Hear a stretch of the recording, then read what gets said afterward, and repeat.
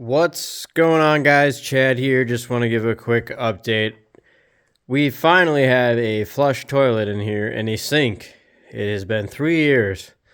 This is our permanent toilet. It looks beautiful. Look at that on the pallet. Just kidding, Carly.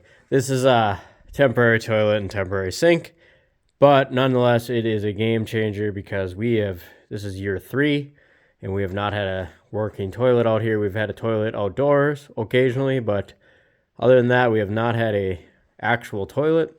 And I've been sort of made fun of for the last few years, just like, why is this taking you so long? And I'll take it, but to go into the story of why it takes long, I think it's an important story because a lot of people get inspired to build these things and they don't realize how much time, energy, effort, and cost this is.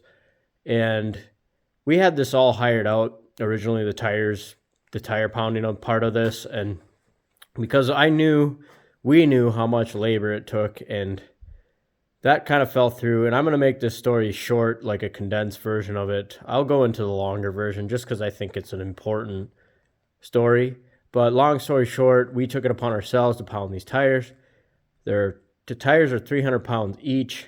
The sprinkler crew helped with, the first 3 layers, and Carly and the kids and other family members helped with the first three layers. And that was quite difficult because we had to hand bucket back and forth. This building's about 100 feet long. It's 126 with the garage. So we were hand bucketing, and each tire takes about 8 5-gallon buckets. It takes about 30 minutes, 300 pounds. And the pounding of the tires is actually the most intense part of it. So it can wear you out pretty quickly. And then Carly and I did from the cooling tube up last year. So we had, we were so busy with sprinklers and stuff that me and Carly had to just do this I had to do sprinklers and then come home and do this from like 7 to 9 at night, 7 days a week. And then of course we had the weekends to go hard on it. But we did about 10 layers by ourselves pretty much. And, that was quite intense. I'm forever grateful. She's a trooper with that. And that's one of the reasons why it took so long. And then we've been saving for this for about 16 years. And unfortunately prices like doubled in 2 years. Some cases tripled. So we had to go through a mess of, just everything costing like doubling in like a matter of a couple months or 3 months. It seemed some things doubled in 3 months, and it was like, okay. So that was a challenge, and then it still is a challenge.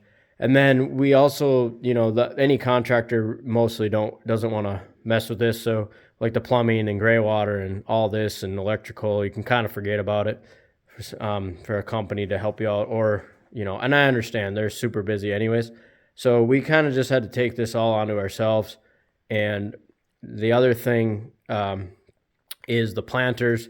So each planter is 4 feet deep, which there are 4 planters total, and they're about 100 feet long each. And they're 4 feet deep by 4 feet wide by about 100 feet long, like I said. And they're filled with gravel. So I had to hand dig all this out by hand in the summer, take it all out, and then fill it with, me and Darian filled it with gravel, and then there's a layer of dirt on top. So that's kind of the short condensed version of why this costs so much. The other thing is we built an extra greenhouse for food security.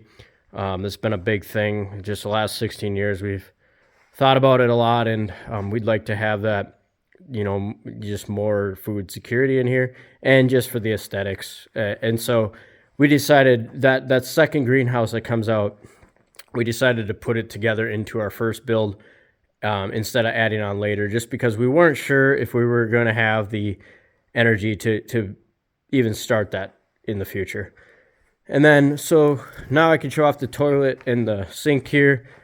So when we wash our hands or take a shower, we turn on the sink, and then that goes down into that cell there. So if I turn this off, the water will then go through the cell down into this planter, and then rush through, and it's, as you can see, it's coming out now, and then it gravity fills the whole system, and there's overflows and everything, but it goes all the way through and circulates. And this will all be jungle right here. It's a mess because we just have nowhere to put stuff.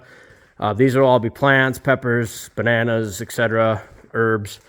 And then, so it goes through here, goes around, and then it ends up over into this, that blue bucket there, which is like 4.5, 5 feet deep. And there's a submersible pump in there that then grabs that water when you flush a toilet.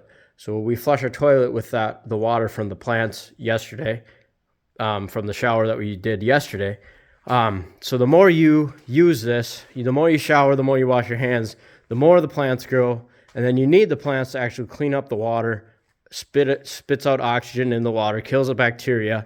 And then it goes through a final charcoal filter before it hits the toilet. And then I will demonstrate real quick how we flush the toilet just like normal. And then when that goes through, then the valve that comes through here is coming from the planter.